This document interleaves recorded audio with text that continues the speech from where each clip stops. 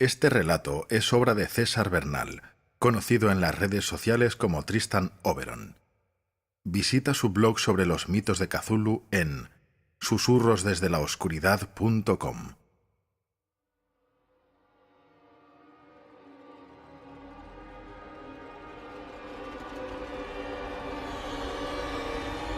Bienvenido a los cuentos de la Casa de la Bruja, un podcast de ficción sonora, de misterio y terror.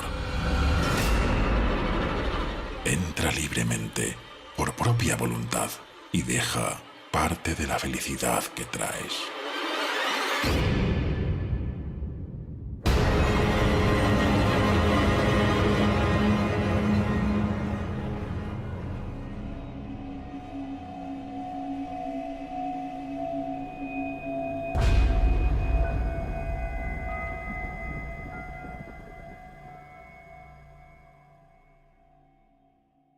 Los cuentos de la Casa de la Bruja presentan Destinatarios ocultos, de César Bernal.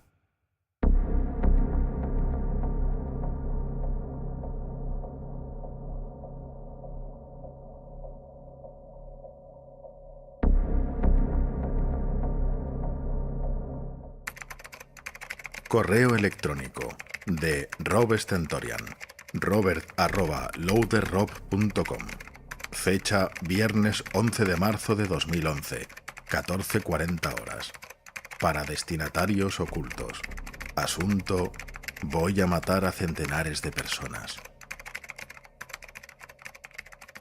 Escribo este correo electrónico desde la 7ª planta del Hotel Toyoko de Fukushima, en concreto desde la habitación Kibo. Tenía planeado viajar hasta Japón en busca de inspiración para mi próxima novela, pero en vez de ello, he llegado aquí tras huir despavorido por lo que descubrí al morir mi abuelo. Un abuelo que, por cierto, ni recordaba que tenía. Tras 2 días sin salir de la habitación, he comprendido que no hay escapatoria posible. Escondiéndome no ayudaré a nadie. Debo contar lo sucedido. Dejo aquí constancia de mis descubrimientos y de mi intención, que no es otra que la de invocar a una criatura que siembra el caos y la destrucción allí donde es llamada. Si la costa Honshu es azotada por un terremoto en las próximas horas, todos tendremos la prueba irrefutable de que lo que narro en estas líneas es cierto y de que, irremediablemente, la humanidad está condenada. Espero fracasar, pero tengo la certeza de que no lo haré. Que mi abuelo no era trigo limpio es algo que todos sabíamos en casa.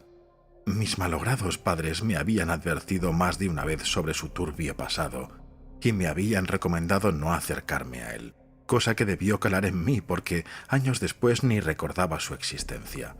Y ojalá hubiera seguido sin saber de él durante el resto de mi vida, pues ni la más fantasiosa y creativa de las mentes humanas hubiera podido prever lo que descubrí tras su fallecimiento. A falta de testamento, fui declarado albacea de sus bienes. A pesar de no haber tenido nunca contacto con él, resulté ser su único pariente vivo.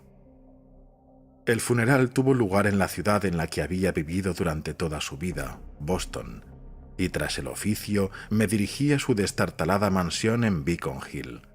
Allí descubrí con pena que mi abuelo había pasado sus últimos años en la más absoluta de las miserias. La casa bien podría haber estado ocupada por indigentes, dado su lamentable estado de conservación. Pronto quedó claro que, aparte de la propiedad en sí, poco beneficio iba a obtener de todo aquello. Ni siquiera tuve ánimos para instalarme allí. Preferí hacerlo en una pensión en la calle Irving, ya que tampoco era mi intención tardar más de lo necesario en hacer inventario y ver qué podía encontrar de valor en aquel antro. Lo primero que quería hacer era limpiar los muebles y fotografiarlos. Seguramente eran todos de finales del siglo XIX o principios del XX, y algún anticuario podría estar interesado en ellos. No fue hasta el tercer día que se me hizo evidente un detalle que debería haber visto tras mi primer recorrido por la casa. Me avergüenza considerarme escritor de misterio y no haber visto de buenas a primeras que existía una habitación oculta, sobre todo porque estaba escondida sin ningún tipo de rigurosidad. Estaba en el piso superior, tras una pared que, en vez de estar estucada como el resto de pasillos de la casa, había sido empapelada. Además, en ella se abría el dormitorio principal y resultaba evidente que este no era ni la mitad de largo que el pasillo. Sin puertas a la vista, solo era cuestión de tiempo hallar la entrada oculta, y el único elemento que coincidía con alguna de las paredes era un armario, por lo que el acceso al cuarto no presentaba demasiada dificultad. Maldita sea la hora en que accedí a aquella habitación y a los secretos que allí se ocultaban. A primera vista destacaban 3 elementos: una librería, un armario ropero y un escritorio. Por deformación profesional, lo primero que hice fue caminar hasta la librería, repleta de libros antiguos. Cuando leí algunos títulos, dejé de pensar en el valor que podrían tener y empecé a pensar en las implicaciones de que volúmenes como el Kults dels Ghouls, De Vermis Mysteris o Unausprechen Kulten existieran realmente. Muchos otros tomos de ocultismo poblaban las estanterías, pero reconocer títulos que hasta entonces creía de ficción me provocó un escalofrío. Saber que su dueño era mi abuelo no me permitió reprimir las lágrimas. Cuando logré reponerme, eché un vistazo al escritorio. Me senté en una vieja silla con el forro de piel desgarrado y abrí un ajado portadocumentos cubierto de polvo, repleto de cartas. Las hojeé y comprobé que todas iban dirigidas o habían sido escritas por mi abuelo. Había por lo menos un centenar de ellas, y una en concreto me dejó petrificado. Firmaba XPL. Ver esa firma en otros tiempos me hubiera llenado de alegría, pues siempre me he considerado fan del escritor de Providence.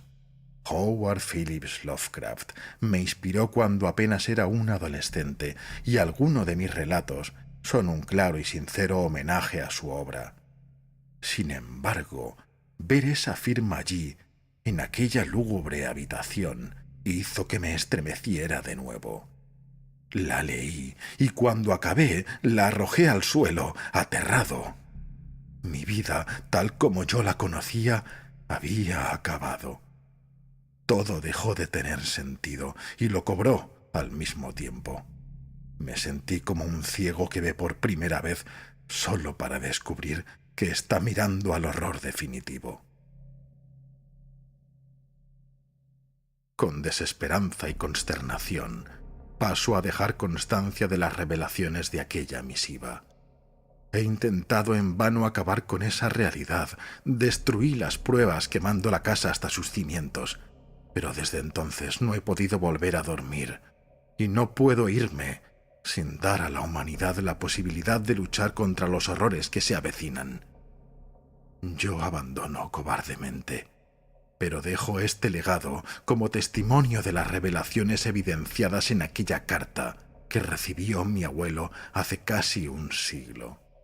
La epístola databa de principios de 1917 y empezaba con una frase que Lovecraft dejaría para la posteridad en su ensayo El horror sobrenatural en la literatura. La emoción más antigua y más intensa de la humanidad es el miedo, y el más antiguo y más intenso de los miedos es el miedo a lo desconocido. A continuación, hablaba a mi abuelo del estrepitoso fracaso de un ritual acontecido durante la noche de fin de año en el Cabo Ann, concretamente en la playa Crane. Lovecraft narraba con todo lujo de detalle cómo el ritual pretendía invocar a un siervo de Dagón para ofrecerle un sacrificio que apaciguara su ansia destructora y le mantuviera aletargado durante otra eternidad.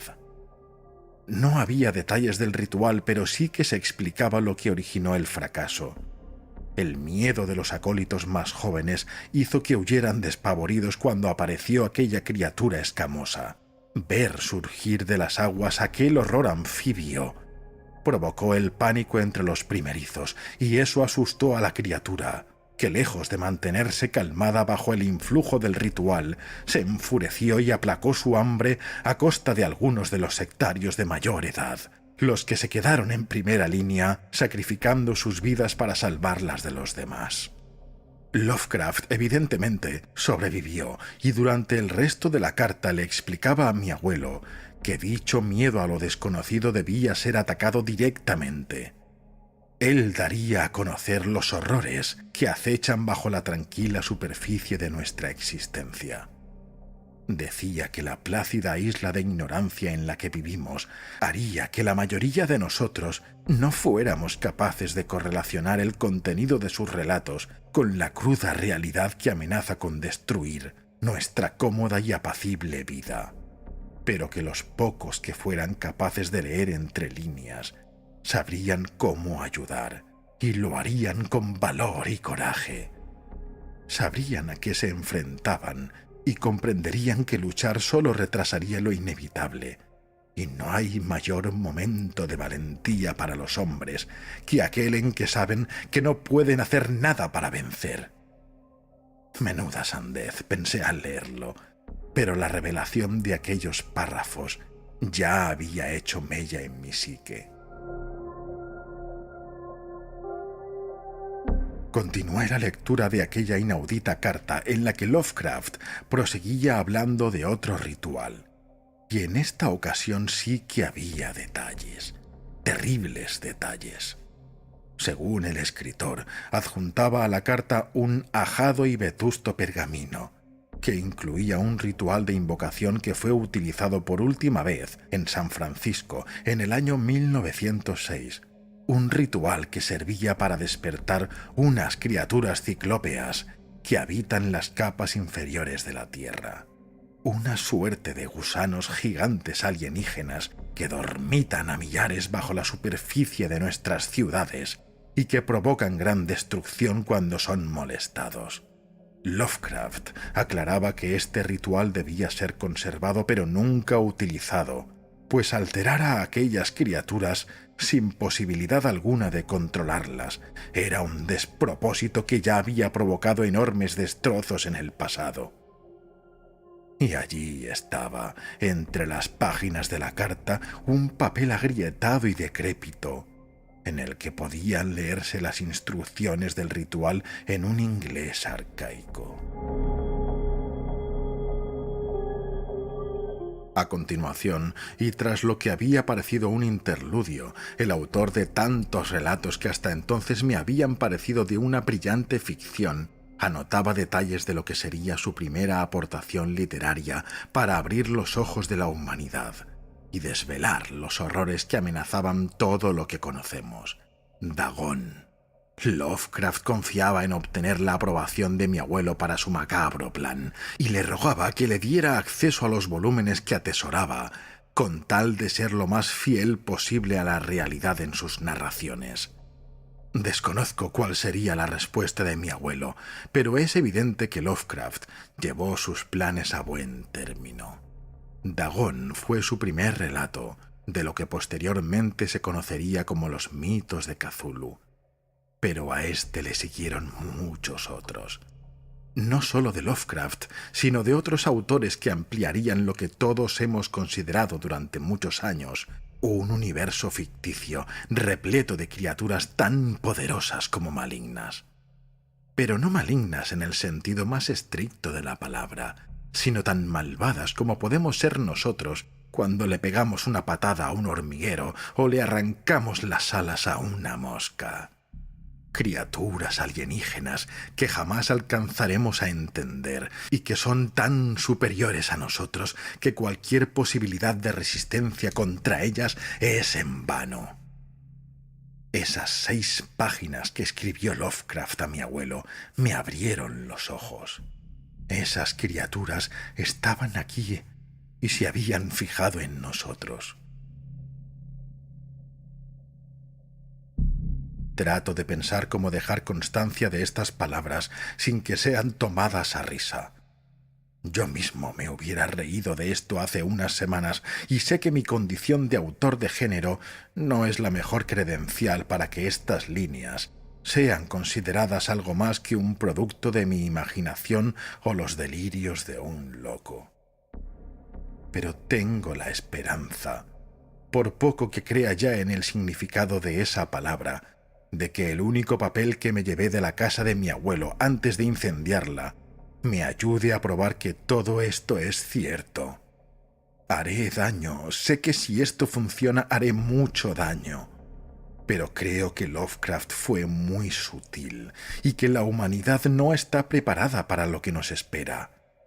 Espero que mi sacrificio y el de todos los que me lleve conmigo sirva para abrir los ojos de una raza que parece condenada a la extinción, o peor aún, a la esclavitud. El ritual está preparado. Faltan 40 minutos para las 3 de la tarde en Japón, y me dispongo a dar el último paso para completar la invocación. No deja de ser curioso que sacrifique mi vida en el país del seppuku. Confío tener el valor suficiente.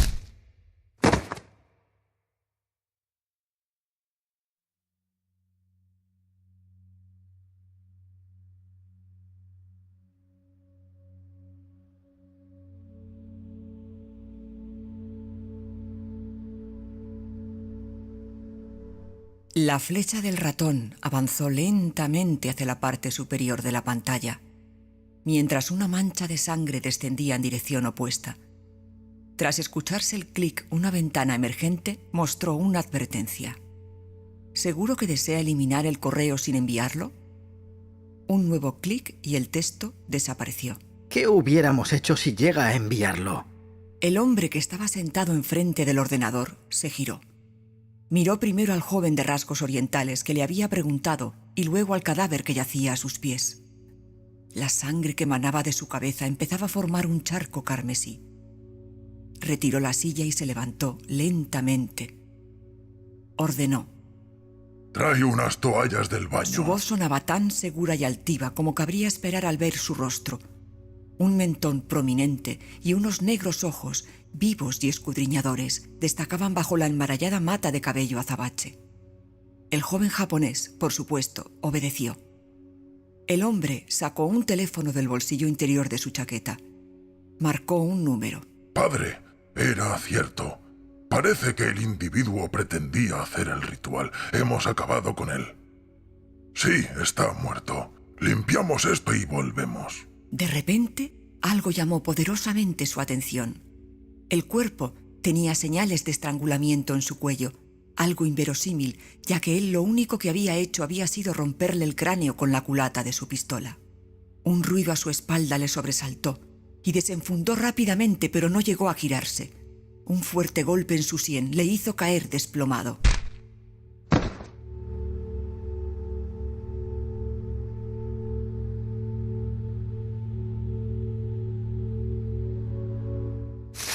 El súbito contacto del agua helada con su rostro lo devolvió a la realidad. Estaba sentado en una silla, atado de pies y manos. Delante de él, un hombre joven, con una sonrisa y una mirada demencial, tiraba a un lado una palangana vacía. Vaya, pensaba que no ibas a despertarte. Menuda sorpresa. Señaló con su mirada a los laterales de la silla, donde yacían dos cuerpos. ¿Qué crees que vas a conseguir? Se notaba conmocionado. Tenía que ganar tiempo, pensar. Pero el dolor era demasiado intenso y su sangre hervía. Había sido envenenado. Ya lo he conseguido. Vuestra farsa termina aquí y ahora. Dame ese teléfono. Pulsó rellamada. Tenía ganas de charlar contigo. Soy Rob Stentorian y estoy matando a tu hijo. Luego iré a por ti. Sé quién eres. Sé lo que pretendes y sé por qué sigues vivo 75 años después de tu supuesta muerte. No, calla y escucha, se acabó lo de engañar a la humanidad. Se acabó ocultar la realidad tras una miríada de relatos y se acabaron tus seudónimos y mentiras. Voy a por ti. Colgó. El hombre en la silla había empezado a moverse compulsivamente. Sus ojos empezaron a sangrar y de su boca salían espumarajos. No tan deprisa, amigo. Dejó el teléfono sobre la mesa y sacó un ajado papel de su bolsillo posterior. Déjame pronunciar las palabras correctamente, o todo esto no habrá servido para nada. Su voz no parecía humana mientras leía aquel galimatías. Apenas 30 segundos y todo volvió a quedar en silencio. El hombre en la silla soltó su último estertor y un breve temblor hizo vibrar el edificio. Rob sonrió, satisfecho. Sí, definitivamente esto es mucho mejor que suicidarse. Y ya solo me queda recuperar el correo electrónico, enviarlo y salir de aquí antes de que todo esto se venga abajo. Se sentó frente al ordenador y empezó a teclear comandos. Habló para sí mismo. Claro, mi señor. Que la humanidad esté lista para vuestro retorno. Lo hará todo mucho más divertido.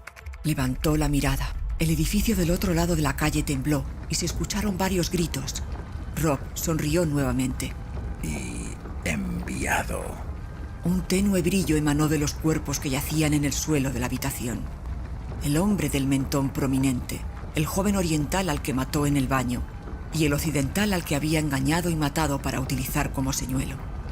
De los orificios de sus caras empezaron a surgir pequeños gusanos. Eran las 2:40 en Japón.